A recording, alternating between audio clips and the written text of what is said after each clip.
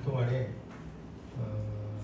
저희가 작년에 여러 가지 어려운 여건 속에서 저 팔복동 공장이 이제 가동을 하고 그렇지만 이제 화성의 매출이 좀 현격이 떨어지면서 약간 좀 어려움이 좀 있습니다.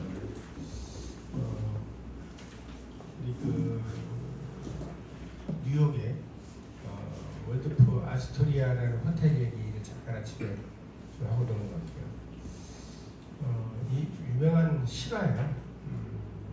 1893년대 정도 됐을 때 필라델피아라는 미국의 지역을 지나간 노부부가 비가 억수같이 장마철 비가 억수같이 쏟아지면 이게 미국이라는 데는 이게 트럭이나 또 이제 뭐 이게 오토바이 뭐 하여튼 뭐 그런 이동 수단을 가져가다가 비가 오면은 호텔이 거의 만석이에요. 조그마한 모텔까지 뭐 아니 뭐 거의 꽉 차요. 저도 뭐 그런 경험을 해봤습니다만 그런 과정에서 이제 노부부가 호텔에 이제 방이 있냐고 물었을 때 거기 있는 이제 종업원이 여기저기 지역에 있는 종업원 방, 뭐 여관 다 해가지고 방이 하나도 없어요. 그래서 비 맞고 들어온 노부부를 보고 제 방이 있는데 누추하지만 이제 이 방에서라도 좀 쉴 수 있겠나 해서 근무를 해야 되니까 그 방을 이제 투숙하게 해준 아침에 이제 노부부가 호텔비에 3배를 주면서 받으라고 그러니까 아이 내 방을 빌려주고 어떻게 돈을 받습니까? 호텔이 아닌데 굳고 사양을 했어요. 2년 뒤에 뉴욕에서 항공권과 초대장이 날라왔어요. 그래서 반갑게 노부부를 만났는데 휴가를 내서 만났는데 노부부가 뉴욕에 있는 큰 호텔을 하나 보여주면서 마음에 드냐고 그랬더니 아유 마음에는 드는데 너무 비쌀 것 같아가지고 잘 수가 없다고 그러니까 이 호텔을 지금부터 네가 경영해두려고 그렇게 얘기를 합니다. 아주 유명한 일화죠. 여러분도 인터넷에 그 월드프 아스토리아라는 호텔을 치면은 그 호텔 규모나 이게 보입니다. 당시 어마어마한 호텔의 경영자가 돼서 경영을 하는데 그 호텔에 있는 딸 루시아가 성실함을 발해서 둘이 결혼을 합니다. 아무튼 그 어마어마한 호텔을 경영하는 그 과정에서 또 슬픈 이야기도 있습니다. 루시아가 천섬이라고 미국과 캐나다의 사이에 섬들이 한 1000개가 있는데 거기는 개인 소유들이 많아요. 거기에 1990년도에 성을 하나 짓습니다. 4년간 호텔 짓는데 2년이 걸렸는데 우리는 호텔 짓는데 굉장히 오래 걸려요. 1억 가부터만 한 2년 걸리는데 미국은요 그냥 거짓말도 아니고 계획해서 그리겠다고 되면 용적률 없으면 시장에 허가만 내면 바로 공사를 해요. 공사하는 과정이 굉장히 까다로워요. 검사를 해요. 그래서 우리처럼 선허가부터 받는데 옛날에 그 유명한 얘기가 있죠. 64 빌딩 짓는데 토목의 구급 주다가 그냥 뭐 이렇게 계속 리젝트를 그 설계를 64 빌딩을 그때 당시 질 때는 미국에서 유명한 건축사들이 설계를 해서 제출했는데 그 토목 기술자가 그것도 구급 공무원이 계속 리젝트를 보내서 굉장히 어렵게 시작했던 부분이라고 해요. 그리고 지나다 보면은 다들 그 64 빌딩 보면서 아 내가 지었다고 그러죠. 거기에 뭐 하다못해 조그마한 석공도 내가 지었다고 그렇게 얘기를 한다고 합니다.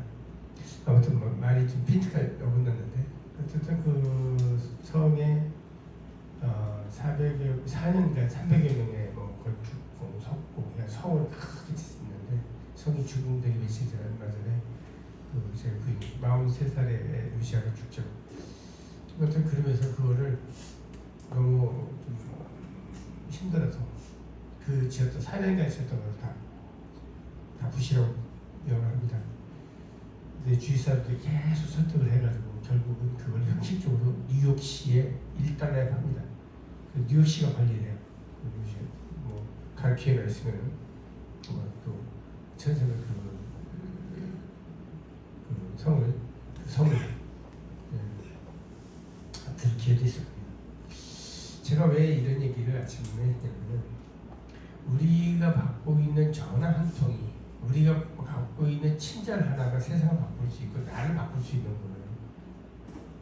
거예요. 여러분 알다시피 코레코의 홍수 사장은 제 신입사원부터 들어가서 코레코를 잘 운영하고 있습니다. 그 위에 전무도 있었고 상무도 있었지만 그 사람이 뭐가 이뻐서 그랬겠어요. 그 사람의 성실도를 하나를 보고 한 거예요. 잘 운영하고 있고요. 그리고 저는 옛날에는 핸드폰이 없어요. 휴대폰이 없었습니다. 전화로 영업됐고요. 전화로 움직였어요. 국민전화 사용했고 회사의 전화가 있습니다. 그 전화에 메모를 해놓습니다. 그때도 전화 딱 벨 울리고 세 번 울리기 전에 딱 받아 메모해놓고 밖에서 영업사원들이 받는다고 전화 온 거 없어? 어디에서 전화 왔습니다고 알려주고 국민전화 통해서 전화를 알려주고 그걸 통해서 다시 일반 전화를 하게 됩니다. 그래서 전화를 했을 때 받을 때와 할 때와 그런 그 예의나 이런 거에 따라서 영업에 되고 안 되고 하는 부분도 생겨요. 근데 실질적으로 우리 회사를 광고나 혹은 홈페이지에 보면은 회사 전화번호가 있어요. 제가 개인 폰으로 회사에다 실어놓기도 했었어요. 담당자 개인 폰으로 또 공용 폰으로 했는데 꼭 이 친구가 그만두고 그 공용 폰을 갖고 나가. 그래서 지금은 공용 폰을 잘 안 써요. 제가 개인 폰을 가지고. 어차피 좋은 번호를 뽑아서 했더니 그 번호가 좋은 번호니까 자기가 계속 쓰다가 제가 번호를 가져가면 안 되겠느냐 그런 경우들이 있어서 어쨌든 전화 한 통화에 영업이 되고 안 되고 하는 부분이 굉장히 많은데 제가 여러분한테 얘기한 적이 있는지 모르겠지만은 저희 탱크롤이 차가 노란 차잖아요. 쫙 가는데 앞에 차가 가는데 빵빵 그러면서 그냥 그러더래요. 근데 앞에 있는 차가 딱 보니까 팽일차인데 그래서 쫙 출해서 가길래 자기가 쫓아갔대. 그 차 세우려고 차 세워서 이 차 잡고 일지를 보면은 일지를 분명히 안 갖고 다닐 수도 있고 규정 위반이 있을 것이다. 차 세워서 갔더니 옆에 우리 회사 이름 로고가 써 있어서 저한테 전화 왔어요. 직원도 교육 좀 똑바로 시키라고 운전기사. 내가 그냥 바로 조업정지 내리라고 아주 일량보고 잡으려고 했는데 회장님 차에 여기다 봐준다. 그런 경우도 있어요. 보면은 거기에 보면은 은행 일지를 갖고 다니게 돼 있고요. 거기에 대면 안전자보다 이름을 보유하고 돼 있는데 다 챙기라 합니다만 그래도 꼭 빠진 게 있을 수도 있고 또 깜빡 잊어버리고 은행 일지를 하루를 들었을 수도 있어요.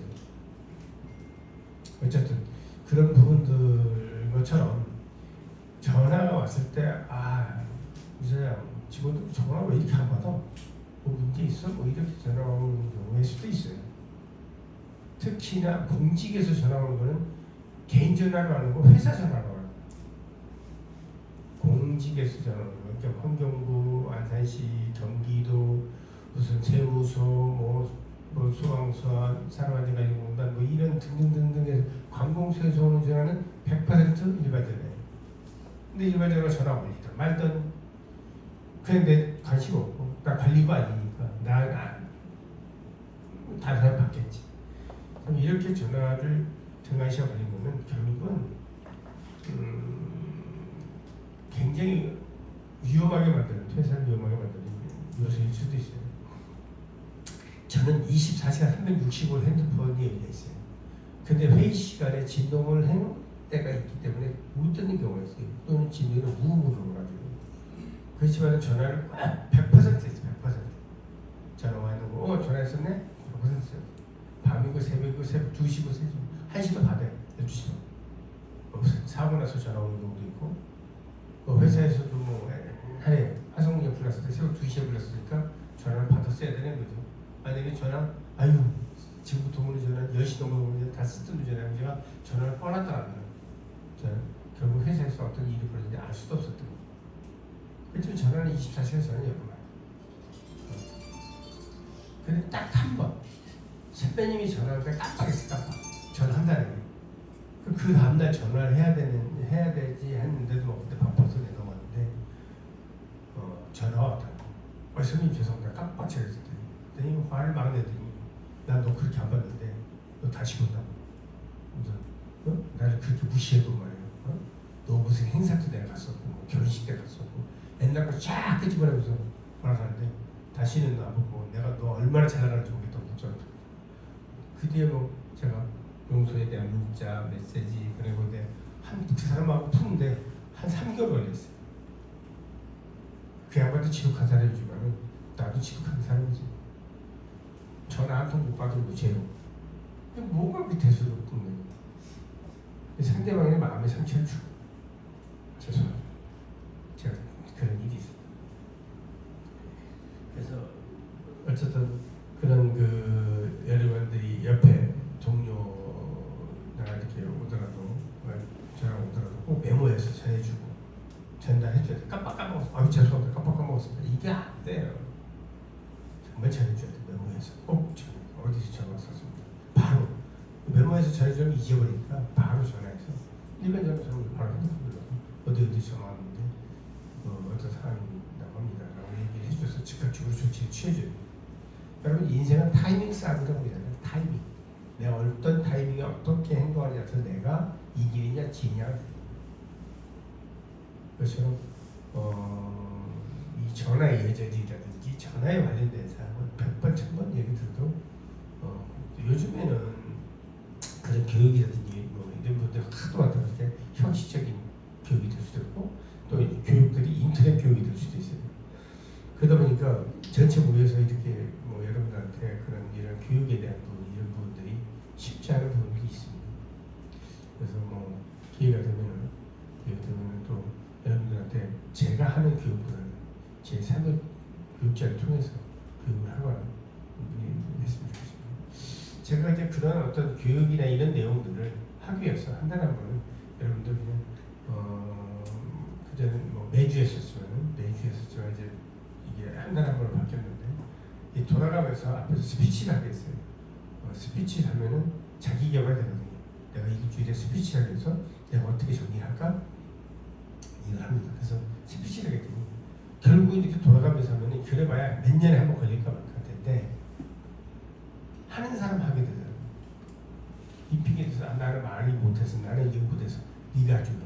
그래서 뭐 하는 사람 하게 돼서 제가 이렇게 부탁을 했습니다. 그런 스피치를 하는 교육이다.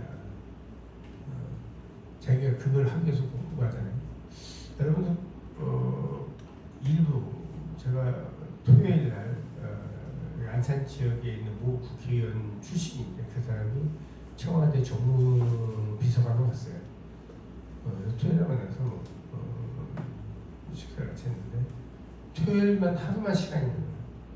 일요일 아침에 새벽에 5시 김민희가 5시부터 가게 청와대에 들어가서 근무를 하는데 일요일에 왜? 그랬더니 일요일에 당정협의가 있대. 당정협의가 있어서 정치권 뭐 이렇게 해가지고 그 자료 준비하고 뭐가 아니라고 당정협의를 하고 그래서 일요일 날은 뭐 아침부터 가서 그래서 하루 쉰다는 거예요. 근데 사급은 특근수당이 없대. 그렇죠. 그러니까 저희도 옛날에는 부장급 이상은 특근을 달지는 않았어요. 그냥 부장수당이나 다른 걸 했어요. 왜 안 달았냐? 본인이 달면 본인도 달아. 이 현장에서 4시간 작업을 하면은 본인도 근무 안 했으면 숫자가 자꾸 올라가. 공직자들도 일부 그래요. 그래서 관리하는 사람 관리자 안 해요. 대신에 그걸 감안해서 그거지. 그리고 퇴근해라. 관리자는 봐서 진짜 타이밍 때 있어야 될 때 있어야 되는 거고 필요 없을 때는 없어야 되는 거예요. 근데 실무자들 계속 있어야 되는 거예요. 계속 해야 되니까. 그런 여러 가지 여건상이 있었는데 이제 지금은 관리자뿐만 아니라 모든 사람들이 그거에 대해서 혜택을 봐야 되는 부분이 있습니다. 뭐 그게 나쁘다는 게 아니에요. 그런데 실질적으로 여러분들이 뭐 근무 시간에 보는 핸드폰, 휴대폰, 근무 시간에 보다가 컴퓨터 하다 보면은 뭐 서치 뭐 하다 보면은 뭐 이상한 다른 뭐 나하고 관심 있는 그런 것들이 나오기도 하고 보기도 하고 업무하고 인간관계 없는 일들을 하게 돼요. 담배 피러 내려가기도 하고 담배 피러 내려가다 보면은 뭐 이제 막 내려가고 또 작당하게 되고 근무하고 관계 없는 얘기도 하고 근무하고 관계 있는 일은 근무 연속이라고 볼 수 있어요. 담배 피면서 근무하는 부분. 근데 그런 부분들을 플렉시블한 부분에서 정리해줘야 되는데 그렇지 않고 근무 시간이 이게 막 안 되는 거예요. 그러다 보니까 5명이 해야 될 임팩트가 6명이 되고 10명이 되고 그래서 전 세계에서 근무의 강도 그러니까 근무의 근무의 효율성을 이렇게 적용했을 때 대한민국이 제일 끝에 가는 그에 포함됩니다. 그런데도 불구하고 지금 현재 우리가 현재 10대국까지 갔는데 여러분 10대국까지 간 거는 우리가 그래도 전 세계 10손가락 정도 무역이라든지 이런 강국이야라고 하지만은 아르헨티나 같은 경우는 기름도 나오고 그런 그 이상의 강국이었어요. 근데 지금은 아주 한가마 사려면 돈을 한가마를 짊어지고 와야지 쌀을 살 수 있을 정도로 인플레이션이 굉장히 심합니다. 인플레이션이라는 건 알잖아요. 돈이 많이 풀리면 인플레이션이 오는 거예요. 그럼에도 불구하고 모 정치인들은 돈을 또 10만원씩 풀어서 25원씩 또 풀자고 그러는데 돈을 풀면 인플레이션이 되면 다 오른다. 물가도 오르고 인건도 오르고 다 오르게 되면 결국은 인플레이션이 오는 거예요. 그래서 미국이 어떻게 인플레이션이 오르니 어떻게 돼요? 금리를 올려버리잖아요. 야, 네 돈 투자해서 돈 벌려 하지 말고 은행에다 돈 집어넣어. 내 이자를 충분히 줄게. 그래서 금리가 미국 금리가 5%가 이렇게 되버리니까 이게 돈을 못 들게 하는 거죠. 억지로 경기를 안 돌아가게 만드는 거지. 우리는 경기를 지금 돌리고만 해야 돼요. 이 경기를 돌리려면은 무슨 공사가 필요한 토목공사라든지 그런 공사들이 필요한 거예요. 도로공사라든지 돈이 그냥 주면은 쓰고 끝나버리면 그냥 불 한번 지폈다 끝나는 거예요. 근데 이 토목을 해서 어떤 일을 하게 되면 그 일을 해서 일하다 보니까 옷을 사야 되고 옷을 사야 되고 먹어야 되고 먹어야 되는 사람들에서 장사 사야 되니까 옷 장사나 먹는 장사들은 또 돈 쓰게 되고 그래서 천순환 구조가 되는 거예요. 그러지 못하고 정치가 경제를 말아먹고 있는 거죠. 어쨌든 여러분들 그 안에서 그래서 경제 자체가 지금 굉장히 다운돼 있어요. 가시적으로 우리가 헛수가 보이는 거는 지금 현재 반도체가 AI 때문에 반도체가 좀 잘 팔려요. 그러다 보니까 우리 반도체 수출이 높은 것 같아서 기름값 같은 지금 1,700원대까지 올라가죠. 그런 보이지 않는 부분들이 많이 갖고 있습니다. 경기 자체가 다운이 돼가지고 여러분들 주민 사정이나 그런 것들이 굉장히 어려워요. 여러분 물가 보면 알 수 있잖아요. 짜장면 한 그릇에 10,000원이지. 짬뽕 한 그릇에 10,000원. 뭐 움직이려다 하면 10,000원. 제가 일본에 작년인가 일본에 갔을 때 지금 일본 엔화가 툭툭 떨어져가지고 우리나라 가격으로 7,000 몇백 원이면은 아주 우동 우리가 그냥 먹는 우동이 굉장히 맛있는 짜장면 짬뽕보다 맛있는 것이 지금 7,000원대예요. 굉장히 알만하죠. 인건비는 이미 우리가 더 높아요. 일본보다. 그리고 그런 부분들은 제가 여기서 쭉 얘기해봐야 여러분들이 피부로 느껴지는 부분인데 이런 인플레이션이 굉장히 어려운 거다. 여러분들 IMF 제가 온다 계속 얘기를 했었거든요. IMF가 온다. 그래서 결국은 97년도에 IMF가 왔죠. IMF가 뭔지는 잘 모르는 사람도 많이 있어요. 그러니까 쉽게 말하면 회사에서 월급은 신랑이 300만 원 벌었는데 부인이 400만 원 쓰면 마이너스를 갖고 와요. 마이너스를 가지고 주게 되면 결국은 망하게 되는 거예요. 나라가 계속 나라가 세금으로 들어오는 수입이 어느 정도 있고 들어오는 것이 금액이 있는데 그거보다가 많이 풀어서 쓰게 되면 재정적자를 보게 되는 거예요. 지금 저희가 부채가 500조에서 1250조로 들었어요. 5년 동안에 750조를 퍼줬어요. 티를 안 나고 또 주자는 거예요. 그러면 지금 1,300조, 1,400조 이렇게 하면 경제는 계속 나중에 다시 갚을 능력이 안 되니까 구제금융을 또 불러야 돼요. 그래서 IMF라는 데서 깡지 씨가 그냥 주지 않아요. 첫 번째부터 그냥 좀 이렇게 안 줘요. 너 이거 팔아. 그래서 그때는 공장 기계 이런 것들이 3분의 1 가격이 안 되고 팔렸어요. 그다음에 그것도 안에서 사는 사람들이 그냥 엉터리 같은 거 안 사요. 좋은 거만 샀어요. 은행 이런 것들. 그래서 한동안 그랬잖아요. 한국에 있는 은행들은 다 SC 제일은행 같은 것도 우리나라 은행이 아니에요. 스탠다드 미국의 은행이고. 그래서 그런 은행 같은 거 다 사버려요. 가져가면. 그거 다시 사서 어느 정도 손님들은 다시 접하는 거예요. 그래서 먹튀라고 하죠. 몇백억, 몇천 원씩 먹고 몇 주씩 먹고 튀는 거죠. 그것이 그 자본주의의 습성입니다. 그래서 망하지 않아야 된다. 그러기 위해서는 그 아주 기초적인 우리가 받는 전화 한 통화가 매출하고 일이잖아요. 전화 한 통화가 그 회사에 힘든 부분이 생긴다는 거죠. 그래서 하반기에는 그냥 우리가 웃는 것으로 좋은 이야기, 그냥 기분 나쁘게 촉촉하게 받는 전화가 아니라 기분 좋게 지금 화가 나고 전화입니다. 어떤 사람 전화 받을 때 굉장히 밝은 목소리에 전화 받으면 기분 좋잖아요. 너무 툭툭하게 전화 툭툭 받으면 우리도 기분 나쁘잖아요.